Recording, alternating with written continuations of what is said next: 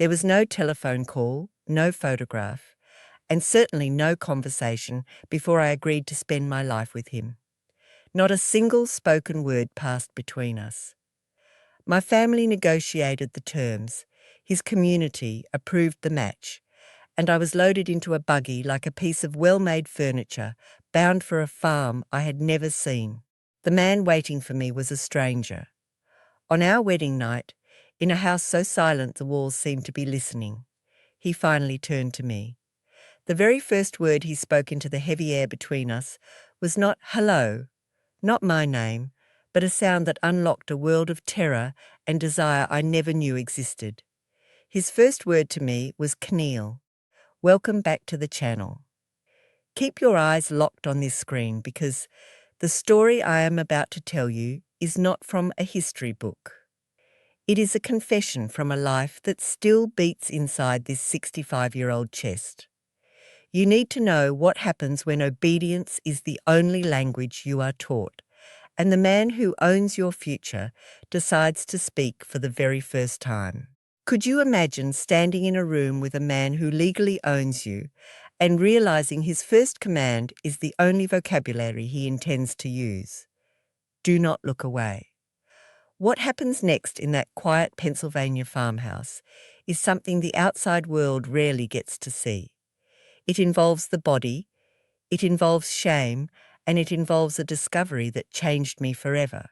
The journey to that moment began years earlier, in a house where curiosity was considered the devil's loudest tool. My own mother never looked me in the eye when she explained the duties of a wife. She kept her gaze fixed on the stitching of a quilt while she described what men required, her voice flat, as if she were reading a recipe for lard and flour. The flesh is a burden, she told me. You carry it so the community survives. Those words carved a hollow space inside me, a void where questions went to die.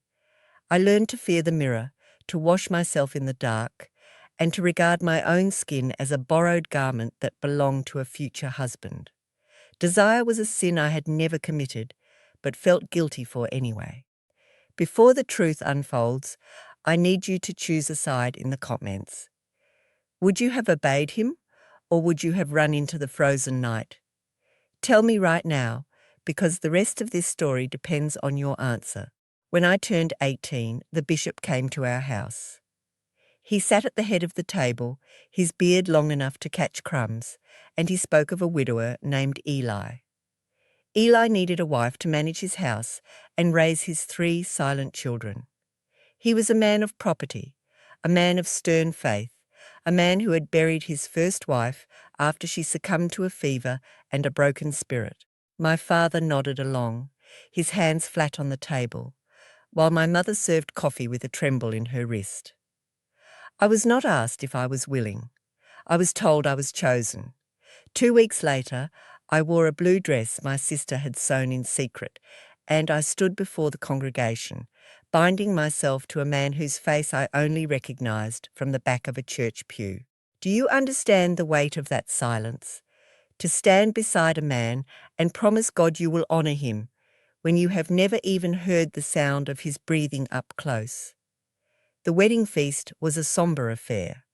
Long tables with roasted chicken, celery stalks, and jars of pickled beets. The men ate on one side of the room, the women on the other. I kept my head bowed, waiting for the moment when the plates were cleared and the real ceremony began. I had heard whispers from older girls. They spoke of the marriage bed with a mixture of disgust and duty. They said it was painful. They said it was quick. They said men were animals who needed to be fed. But they never mentioned the terror that seeps into your bones when you realize you are totally alone with a stranger. Eli did not speak during the meal. He did not speak when he drove the buggy back to his farm. He did not speak as he unhitched the horse or walked me up the creaking porch steps. The house was dark, smelling of wood smoke and lye soap. He lit a single kerosene lamp in the bedroom, and the shadows danced across his face like demons.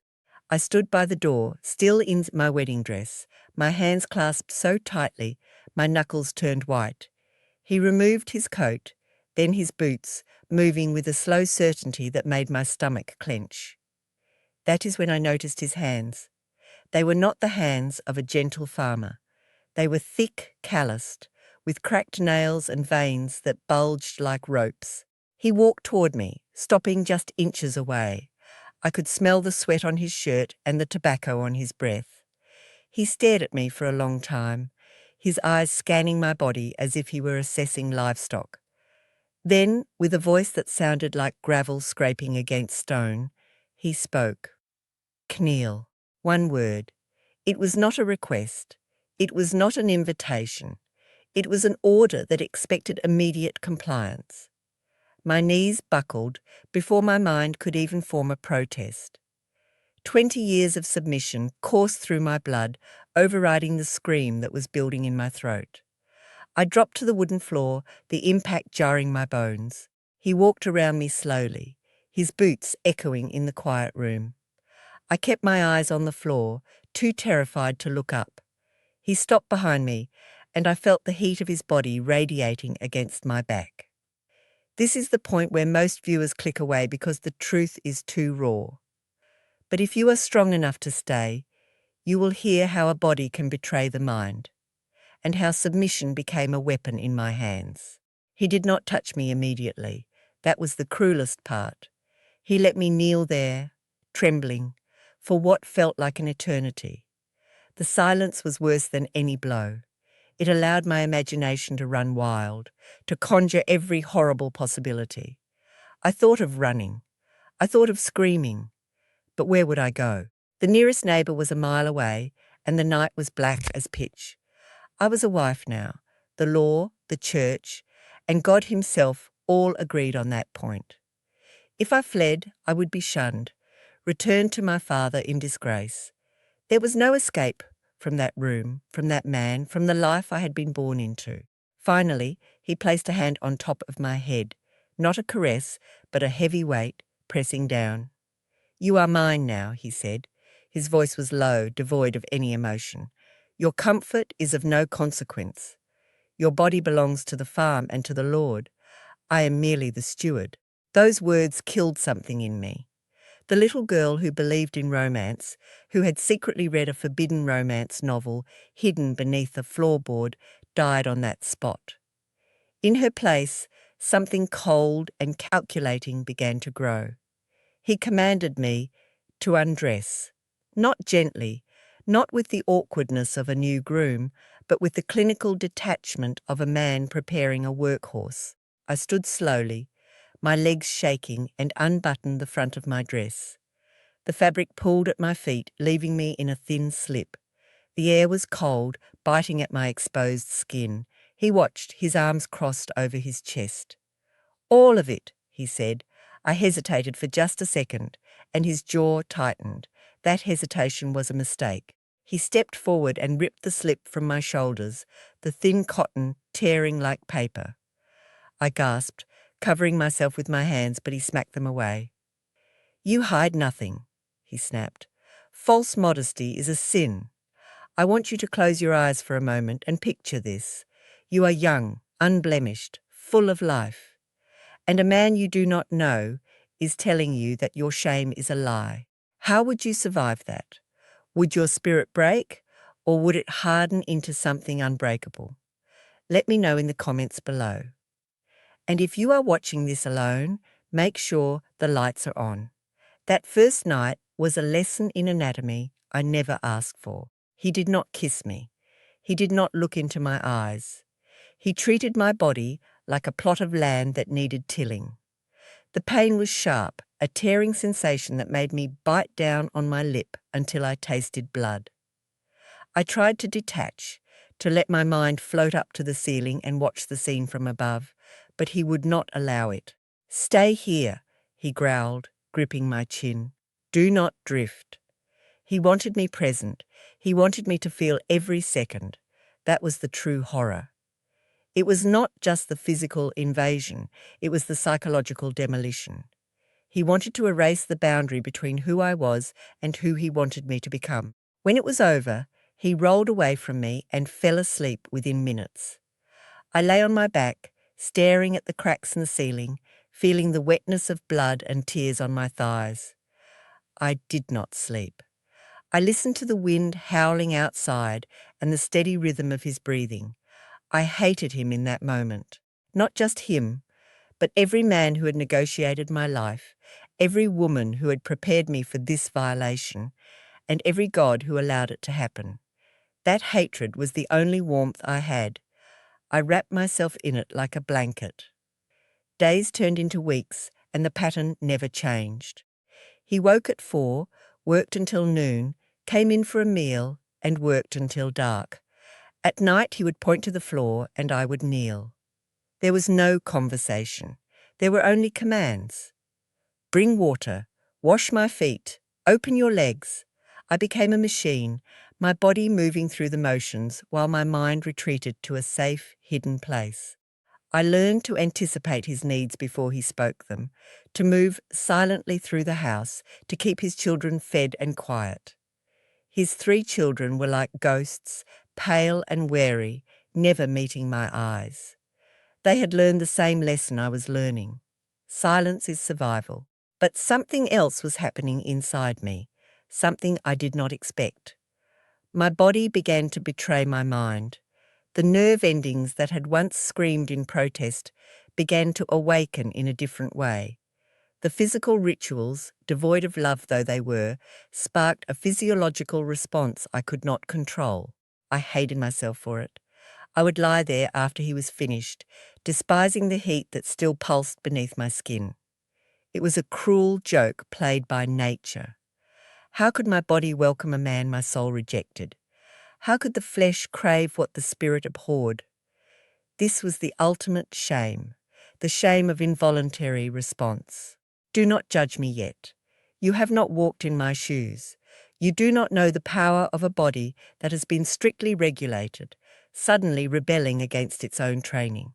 Stay with me, because this is where the story twists. I began to study him. If I was to survive, I needed to understand the machinery of his mind. I watched how he walked, how he ate, how he disciplined the children. I noticed the slight twitch in his eye when something displeased him. I noticed the way his shoulders relaxed when the harvest was good. I noticed the specific tone of his voice when he was aroused versus when he was merely going through the motions of husbandry. I was not educated, but I was not stupid. I was a prisoner learning the habits of her jailer, and I realized that his cruelty was not born of anger, but of fear. He was terrified of losing control. He dominated me because he was terrified of chaos. That realization gave me a sliver of power. I could not fight him physically. I could not leave him legally, but I could manipulate him. I could learn which buttons to push to ensure my own comfort. I learned that if I knelt before he commanded it, his grip would be softer. I learned that if I complimented his strength, he would finish quicker. I learned to use my body not as a sacrifice, but as a shield. It was a grim trade, but it was mine. I traded my dignity for moments of peace. Months passed.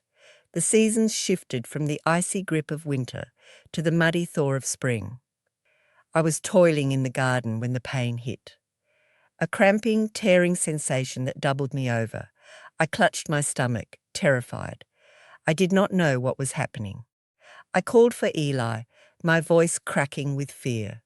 He came running from the barn, his face pale. He carried me inside and sent one of the children to fetch the midwife. The truth was revealed in the dim light of the bedroom. I was pregnant and I was losing the baby. The blood came in a torrent, a crimson flood that soaked the sheets. The midwife, an old woman with suspicious eyes, clucked her tongue. "You worked her too hard," she told Eli. "You treat a new wife like a draft horse, and this is what happens." Eli stood in the corner, his face a mask of stone. He did not apologize. He did not comfort me. He simply walked out of the room. The midwife cleaned me up, her hands surprisingly gentle. "You must be stronger," she told me. The next one must stick. A wife who cannot bear children is of no use to the community. Her words were as cold as the water in the basin. I realized then that I was not a person, not even a body. I was a vessel, an incubator, a failure. The miscarriage broke something in Eli, not a softening but a distancing. He stopped calling me to his bed. He stopped speaking to me altogether. He moved through the house like a spectre, sleeping in the barn some nights, returning only to eat. I should have been relieved. Instead, I felt a suffocating panic. If I was not useful in the bed, I was useless everywhere. I existed only to work. The only time he touched me now was to move me out of his way. The physical intimacy, however violent, had at least been a form of connection. Now there was nothing but a void. Have you ever felt the terror of being ignored? That invisible erasure is worse than a slap. It makes you wonder if you are even real. Are you feeling the tension? Good. Do not move away from the screen. I had to find a way back in. I had to make him see me again. I waited for a night when the moon was high and the house was quiet. I put on the only nightgown I had that was not made of rough cotton. It was a slip of soft muslin my mother had packed for me, a remnant of a world where beauty was not yet a sin. I lit a single candle and stood in the doorway of the bedroom. He was lying on the bed, staring at the ceiling. He looked at me, and for the first time I saw a flicker of something other than indifference. It was surprise, maybe even suspicion. I walked to the side of the bed and knelt. But this time I did not wait for his command. I looked up at him and spoke. My voice was steady, though my heart was pounding. "I am your wife," I said. "I am not a ghost. Stop treating me like one." The words hung in the air, a direct challenge to his authority. His eyes narrowed. The air crackled with a static I had never felt before. He sat up slowly, his massive shoulders blocking the candlelight. "You forget your place," he said. "Have I not given you a roof? Have I not given you food? What more do you want?" I did not back down. "I want to matter," I whispered. "Even a dog is petted once in a while." He stared at me for a long time. I could see the war going on behind his eyes, the desire to crush my spirit, battling with the sudden recognition that I had one. He reached out, and I braced for a blow. Instead, his hand went to my hair. He pulled the pins out one by one, letting my hair fall down around my shoulders. It was the most intimate thing he had ever done. He ran his fingers through the long strands, his touch surprisingly gentle. "You are a strange woman," he murmured, "a wife who asks to be seen." The intimacy that followed was different. It was not love, not even close, but it was no longer just a physical transaction. There was a recognition in his eyes, a quiet acknowledgement that I was a human being. He still dominated, still commanded, but there was a thread of awareness woven into the act. He looked at my face while he took his pleasure. He saw the tears that spilled down my cheeks, and he did not look away. That night I cried not from pain, but from the sheer relief of being visible. The years rolled by like the turning of a wagon wheel. I bore him 4 sons. Each birth was a battle, a tearing of my body that left me weaker but more determined. My sons were sturdy, silent boys who learned to work the land before they learned to read. I raised them with a fierce love that frightened even me. I raised them to be different. I raised them to look their mother in the eye. And Eli, in his own brutal way, softened. He still commanded, still ruled the roost with an iron fist, but the nights of brutal silence were replaced with a gruff companionship. He told me about the soil, about the weather, about the economics of the farm. He never asked me about my feelings, but he allowed me to have them. Then, one morning, he did not wake up. I rolled over to find him cold and still beside me. His face, usually hard even in sleep, was slack and peaceful. I did not scream. I did not cry. I sat up in bed and looked at the body of the man who had shaped my entire adult life. the man who had never kissed me, the man who had never said my name, the man who had broken me down and, in a strange way, rebuilt me into a survivor. I felt a profound emptiness, not of grief but of purpose. For 30 years, my life had been defined by his commands. Now there was only silence. The silence was deafening. I walked through the house, touching the furniture, the walls, the windows. Everything was his. I was his. But with him gone, who was I? I had no identity outside of being Eli's wife. I had no money, no property, no legal rights. My sons, now grown, discussed my future as if I were a piece of furniture to be passed around. They decided I would live with the eldest. I would be cared for. I would be grateful. It was as if I had traded one master for another. But something had shifted. That spark of defiance that had flared up in the bedroom all those years ago was now a roaring fire. I had spent my entire life kneeling.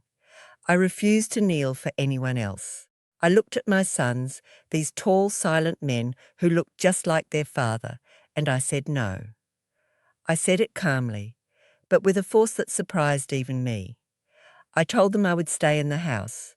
I would manage the farm with the money I had saved from selling eggs and quilts. I would live my own life.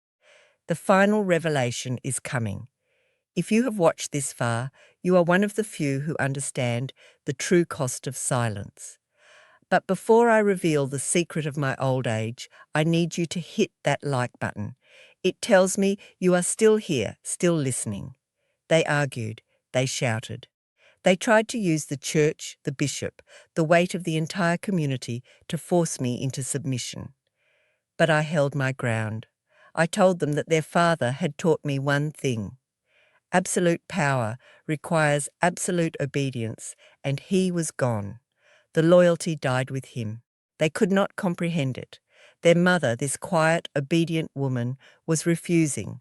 It was a scandal. It was a sin. It was the most liberating moment of my life. Now I am 65 years old. I live alone in the house where I first knelt. I tend my garden. I drink my coffee black. I read whatever books I want. And at night, when the wind howls outside, I remember that first word, kneel. I remember the cold floor, the hot tears, the tearing pain. But I also remember the moment I stood up. It took me 30 years to rise from my knees, but once I stood, I never went back down. I am not telling you this story for your pity. I am telling you this story so you understand that even in the deepest darkness, a seed of rebellion can grow. What would you have done? If you had been in that cold room, on that hard floor, with a stranger commanding you to kneel, would you have crumbled, or would you have eventually found the strength to stand? Tell me in the comments below. And if this story unlocked a hidden curiosity about forbidden lives, make sure you subscribe to the channel. We explore the shadows so you do not have to live them. The bell icon is your key to the next confession. Thank you for staying until the end. Now go, live your life without kneeling for anyone.